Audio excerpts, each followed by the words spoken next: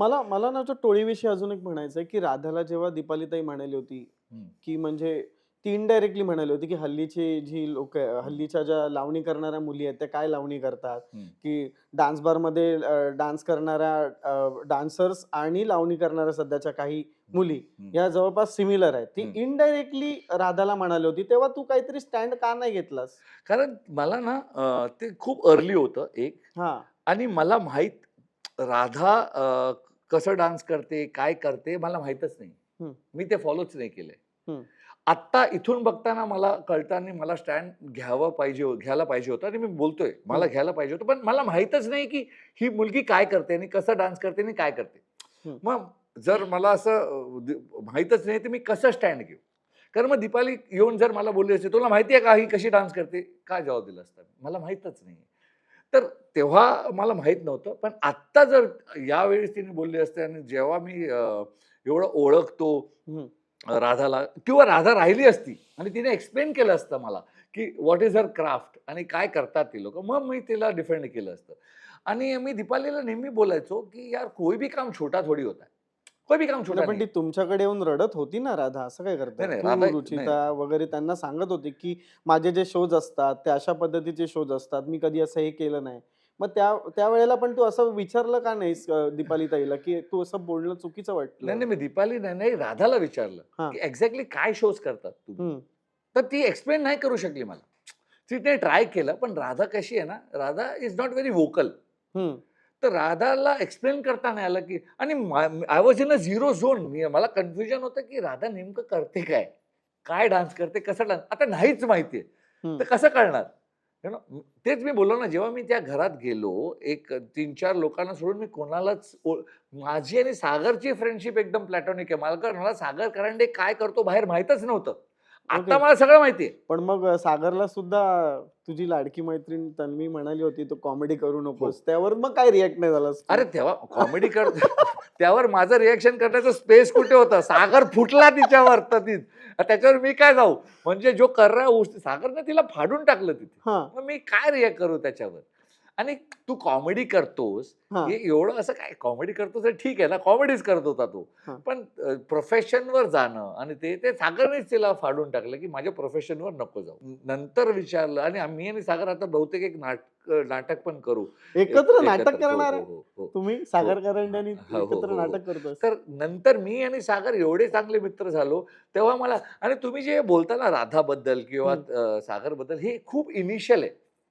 First 1-2 वीक्सच आहे. हं. तर तेवढ्या एवढी नाती पण नाही बनलेली. ओके. कुणासाठी स्टँड घ्यायला, कुणाबरोबर उभं राहायला, तेवढं स्ट्राँग नाती पण बनायला पण हवी. विशाल एक मिनिटं. आपण मुंबईकर आहोत की नाही, बरोबर की नाही?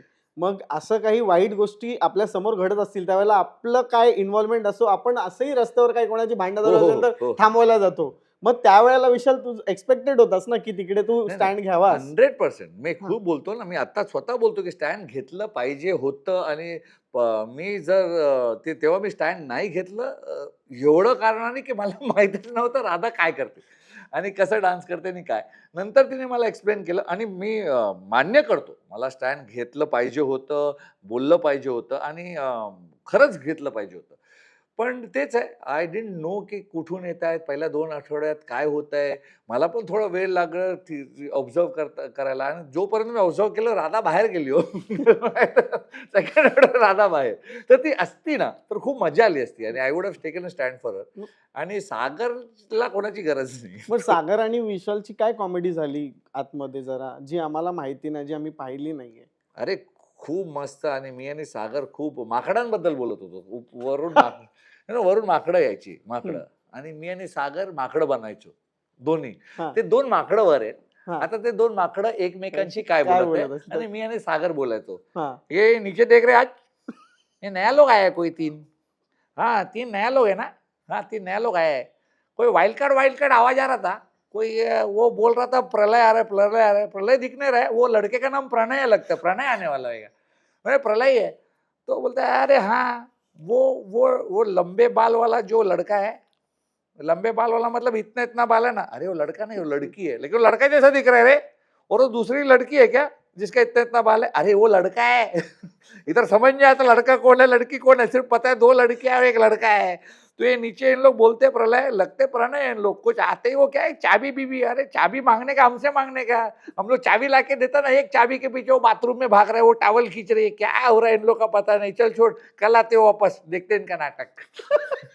आता मी आणि सागर त्या घरी करायचो. डबिंग ते करत. 2 माकडं खाली बघून आमच्याकडे काय बोलत असतील. पण ना लोकांना खरंच ह्या इंटरव्ह्यू नंतर फार क्युरिओसिटी वाढेल हा तुम्हा दोघांना स्टेजवर बघण्याची. बिकॉज सागर करंडे स्टेजवरती आल्यावरती तो किंग असतो तेव्हाचा. किंग असतो. मला अजून एक अशी गोष्ट विचारायची की गाजराचा टास्क होता माहिती तुला? तेव्हा गाजर वरती कोणी टाकलं होतं? राकेश. राकेशने टाकलं होतं आणि तू सेटवरती चढला होतास. तेव्हा बिग बॉस म्हणाले की तुम्ही थांबा, थांबा, थांबा. काय घडलं तो किस्सा आणि तो का टास्क तसा कंप्लीट करावासा तुला वाटला? अरे कारण त्याच्या आधी राकेश जेही टास्क होतं ते रद्द करायचं. हां. तर मला आणि ते गाजर माझं नव्हतंच. माझं गाजर माझ्या हातात होतं. ते नंतर मला राखीने सांगितलं, "तेरा गाजर तेरे हाथ में है, उसका गाजर उसने ऊपर फेंका, तू ऊपर काय को चढ़ रहा था?" मी विचार केला, "हाँ यार, मेरा गाजर तो मेरे हाथ में था, मैं उसका गाजर के लिए ऊपर क्यों चढ़ रहा है?" पण त्या टास्कमध्ये असं झालं, की आज मैं हिला टास्क रद्द करायला देणारच नाही. ह्याने काही केलं ना, तर आज टास्क रद्द करायला देणार नाही. आणि तो पण एवढा शहाणा आहे, तो बोला, "अच्छा तू मेरे को नहीं देगा, ये ले."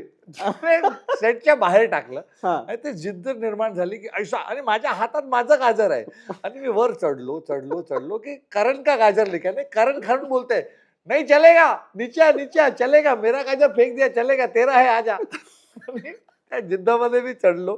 नंतर खूप हसलो स्वतःवर की यार मेरा गाजर था मेरे पास, मैं उसके गाजर के लिए एवढं चढलो. ह्या एका म्हणजे ह्या 4 वाक्यांवरती एवढ्या रील्स आणि मीम्स झालेत ना, तू बघशील तुला कळेल. हं. आणि मी पूर्ण वर चढत होतो अजून सेटवर. हो, हो, अजून गेलो हो. असतो मी हो, हो, सेटवर. गेलास असतो. पण मग नंतर बाहेर येऊन मला कळालं की मागे काहीच नव्हतं, पोकळ होतो. गाजर कुठे गेला? तू चढला असता तरी तुला भेटलं नसतं. की काहीच नव्हतं.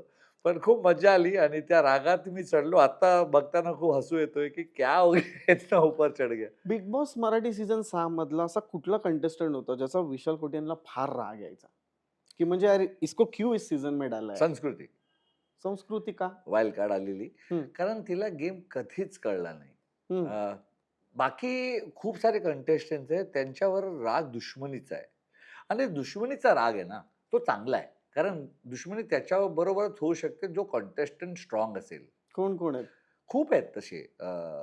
तन्वी आहे, हं, राकेश आहे, हं, मला गेम मध्ये मला हं. राखीला असं वाटलेलं की हिला तर मी बॅग ही जिंकायसाठी नाही खेळत आहे, ही बॅग उचलायसाठी खेळत आहे, हिला बॅग उचलायला देणार नाही. तर तसं होतं ते की मला माहिती आहे ती हां. जिंकायसाठी नाही, हर सीझन में बॅग उठा की जाती है यार, हम क्या गोटी खेलना है. तर असं होतं. तर अच्छा हे माहित होतं तुला मागच्या सीझन मध्ये हिने असं हो, केलेलं हो, वगैरे. हो. हो, हो, हो. हो. मला माहीत होतं. तर हे सगळे कंटेस्टंट आहेत ज्याच्याबरोबर राग होता गेममध्ये. हं, कंटेस्टंटवर, की कॉन्टेस्टंट आहे हा, दुश्मनी आहे, तसं. संस्कृतीवर राग आहे कारण ती कधी दुश्मन झाली नाही आणि ती मला असं वाटलं, की एक जागा तिने अडवली कोणाची तरी. कोणीतरी एक बेटर कॉन्टेस्टंट आला असता तिच्या जागी. तिला गेम कळलंच नाही कधी. माझ्या गळ्यात एका टास्कमध्ये, नॉमिनेशनमध्ये तिचा फोटो आहे.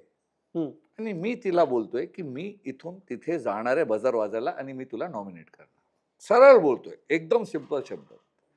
त्याच्यानंतर जर मी तुला बोललो असतो सागर, की माझ्या गळ्यात तुझा फोटो आहे, मी जातोय तुझ्या नॉमिनेट करायला. हं. तू कोणाशी येऊन बोलला असता? तुझ्याशीच ना. बरोबर आहे. बरोबर आहे. ती माझ्याशी बोललीच नाही. ती लोकांना समोर बोलते, "तू नको जाऊ." त्याच्यानंतर तू जातो आणि मी बोलतोय, मी बोलतोय ना "का? समोरून. मी जाणारच आहे. तू आज वाचणार नाहीयेस.